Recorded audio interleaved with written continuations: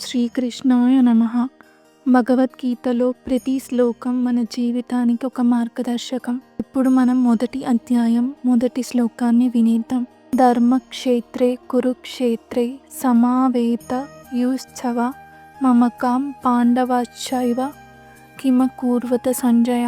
అంధుడైన రాజు ధృతరాష్ట్రుడు సంజయుని అడుగుతాడు, ఓ సంజయ, కురుక్షేత్రం అనే పవిత్రమైన ధర్మభూమిపై నా పిల్లలు పాండవుల పిల్లలు యుద్ధం చేయటానికి కూడారు. వాళ్ళు ఇప్పుడు ఏమి చేస్తున్నారు? ఇది కేవలం రాజు అడిగిన ప్రశ్న మాత్రమే కాదు. అతను స్వయంగా చూడలేడు, అందుకే ఇతరుల మీద ఆధారపడుతున్నాడు. మన జీవితంలో కూడా చాలాసార్లు మనం అజ్ఞానంలో ఉంటాం. ఏది నిజం, ఏది తప్పు, ఏది మంచిదో మనకు స్పష్టంగా తెలియదు. మనసులో కూడా ఒక యుద్ధం జరుగుతూనే ఉంటుంది.